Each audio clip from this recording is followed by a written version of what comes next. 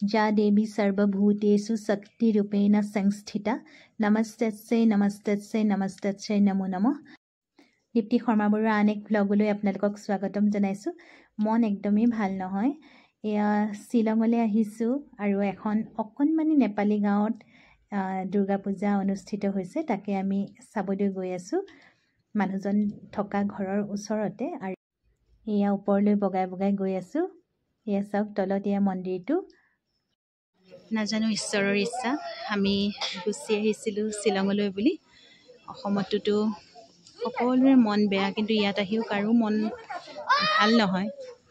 তথাপিতো এটা কথা এইমাত্ৰ শুনি বৰ ভাল লাগিল। দেৱী, তোমাক মই ৰিকুৱেষ্ট কৰিছিলোঁ, গোটেই অসমবাসীয়ে তোমাক অনুৰোধ কৰিছিল যে অতি সোনকালে শ্যামকানু মহন্ত আৰু সিদ্ধাৰ্থ শৰ্মা গ্ৰেপ্তাৰ হওক, আৰু এইমাত্ৰ খবৰ পাইছোঁ তেওঁলোক গ্ৰেপ্তাৰ হৈছে।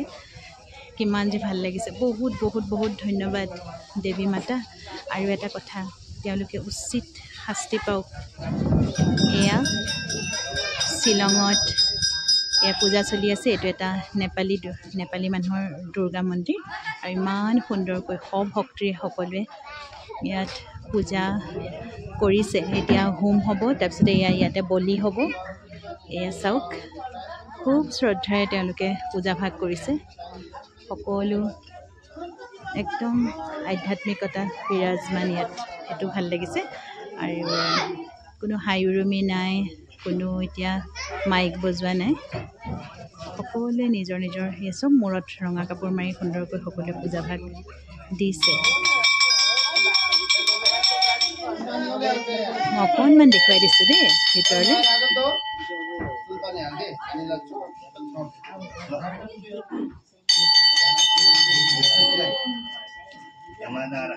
এতিয়া হোম কৰিবলৈ লৈছে।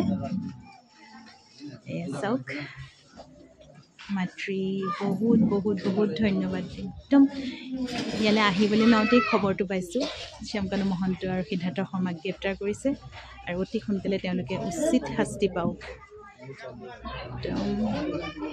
অসমবাসী ৰৈ আছে, এতিয়াহে অকণমান আনন্দ কৰিব।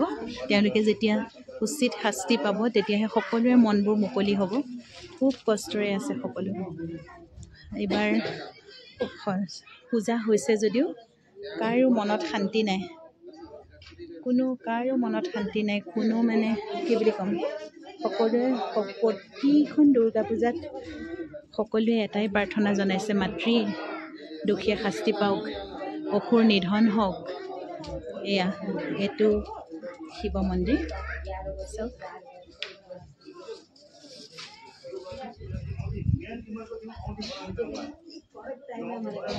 এখন তেওঁলোকৰ শ্বিলঙত এখন নেপালী গাঁও, আৰু ইয়াতে সুন্দৰকৈ তেওঁলোকে এটা মন্দিৰ স্থাপন কৰিছে।